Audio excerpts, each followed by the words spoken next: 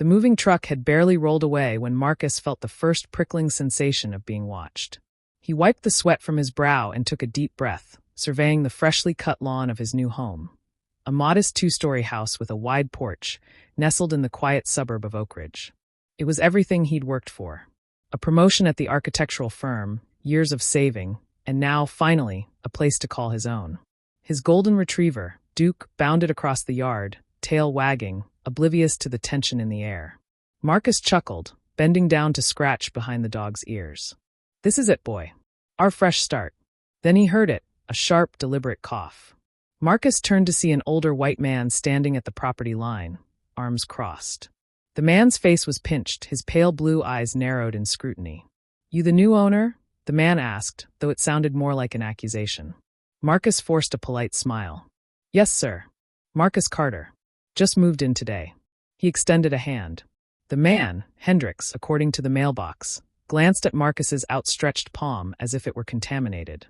After a beat, he gave a stiff nod but didn't shake. "Hendricks. Lived here 30 years. Marcus lowered his hand, the dismissal stinging but not surprising. He'd dealt with this before. Hendricks' gaze swept over the house, the moving boxes, and finally settled on Marcus with an unreadable expression. "This neighborhood's always been quiet," he said, the emphasis heavy with implication. Marcus kept his tone neutral. "I like quiet." Hendricks' mouth twisted. "We'll see how long that lasts." With that, he turned and walked back to his own house, the screen door slamming behind him like a punctuation mark. Marcus exhaled, rolling his shoulders to shake off the encounter. Duke nudged his leg, sensing his unease. "Guess we've got ourselves a friendly neighbor, huh?" he muttered, scratching Duke's head. Inside, as he unpacked the first box, his mother's old cast-iron skillet, wrapped carefully in newspaper, his phone buzzed. A text from his sister, Keisha. "How's the new place? Send pics." Marcus snapped a quick photo of the empty living room, sunlight streaming through the bay window. He hesitated before typing back. "House is perfect. Neighbor might be a problem." He hit send, then set the skillet on the stove. Outside, through the kitchen window, he caught Hendricks watching him again from behind his own curtains. Marcus turned away, refusing to let the man's stare steal his joy. But deep down he knew, this wasn't over. The next few weeks passed in uneasy quiet. Marcus kept to himself, unpacking, painting the guest room a deep navy, and taking Duke on long walks through the tree-lined streets. Oak Ridge was picturesque, with its manicured lawns and white picket fences. But beneath the surface, he could feel the weight of Hendricks' disapproval like a storm cloud hovering just overhead. Then, one Saturday morning, it finally broke. Marcus was in the backyard, measuring the space where he planned to build a wooden privacy fence. He'd always loved working with his hands, and after years of apartment living, the idea of shaping his own space thrilled him. He hummed as he marked the posts, the morning sun warm on his back. That's when he heard the sharp crack of a window sliding open. "You planning to block my view?" Hendricks' voice cut through the air. Marcus turned. Hendricks stood at his own back door, arms crossed, face tight with disapproval. "Just putting up a fence," Marcus said evenly. "Standard 6-foot privacy. Nothing against code." Hendricks' jaw worked. "This neighborhood doesn't do fences like that." Marcus raised an eyebrow. "The Millers down the street have one. That's different." Marcus didn't ask how. He knew. He forced a calm tone. "I've already checked with the HOA. It's approved." Hendricks' face darkened. "We'll see about that." The window slammed shut. The fence went up the following weekend. Marcus worked methodically, sinking the posts into concrete, securing each panel with care. A few neighbors passing by offered friendly waves. A young couple walking their terrier, an older woman tending her roses. But Hendricks was conspicuously absent. Until Monday morning. Marcus stepped outside to find the third panel from the left splintered, as if someone had taken a bat to it. Deep gouges marred the fresh wood. His stomach dropped. Duke whined, sniffing at the damage. "Yeah, I see it," Marcus muttered. He crouched, running his fingers over the broken slats. No way this was an accident. He pulled out his phone and snapped pictures. Close-ups of the damage, wide shots showing its position on the property line. Then he walked straight to Hendricks' front door and knocked. No answer. He knocked again, harder. The door finally creaked open. Hendricks stood there in a faded flannel shirt, his expression carefully blank. "What?" Marcus held up his phone, displaying the photos. "You know anything about this?" Hendricks barely glanced at the screen. Kids these days. No respect. There aren't any kids on this street. A shrug. Maybe a dog got loose. Marcus' grip tightened on his phone. My fence is on my property. If someone's damaging it, that's vandalism. Hendricks' lip curled. You calling me a liar? The air between them crackled. Marcus exhaled slowly, reining in his temper. I'm saying I'll be filing a police report. Hendricks barked a laugh. Good luck with that. The door shut in his face. At the precinct, the officer, a tired-looking man with a thinning hairline, scrolled through Marcus' photos with a sigh. You saw him do it? No, but. Then it's a civil matter. The officer slid the phone back. Property line dispute. Take it up with the city. Marcus leaned forward. It's not a dispute. The fence is mine. Someone destroyed it. You got cameras? Not yet. The officer shrugged. Without proof, there's not much we can do. Marcus left with a case number and a sinking feeling. Back home, he stood in his driveway, staring at the broken fence. Duke nudged his hand, sensing his frustration. Guess we're getting cameras, Marcus said quietly. And a lawyer. Marcus spent the next week turning his home into a fortress of evidence. The cameras came first, small, weatherproof devices mounted at every corner of his property, their red LEDs blinking like silent sentinels. He made sure one had a clear view of the fence. Then, he went to the county records office. The clerk, a no-nonsense woman with silver-framed glasses, pulled up the plat map without question. Marcus traced the property lines with his finger, then took a photo of the document. The fence was well within his land, nearly 2 feet from the boundary. Need a certified copy? The clerk asked.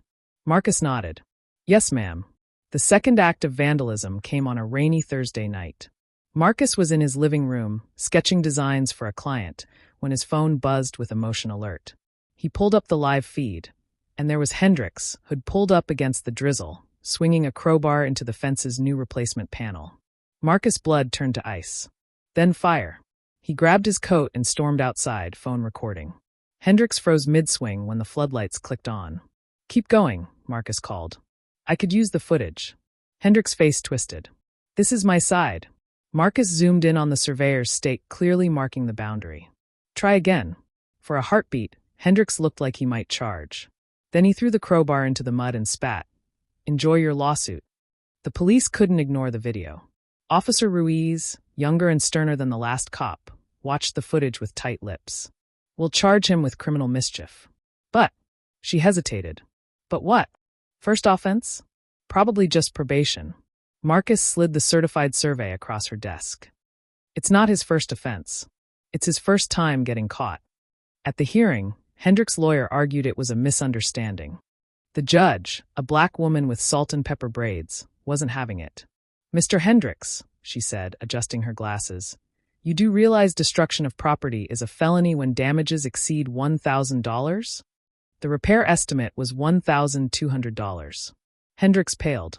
Marcus kept his face neutral as the judge ordered restitution, a no-contact order, and, most satisfyingly, 100 hours of community service at the city's Habitat for Humanity builds. That evening, Marcus sat on his porch with Duke, watching the sunset paint the sky in oranges and purples. His phone buzzed. Keisha. Sis saw the news. Racist neighbor versus architect with cameras equals epic. You good? Marcus smiled. Better than good. Fence goes up tomorrow, with cement footings. He sipped his sweet tea as a moving truck rumbled onto Hendricks' driveway.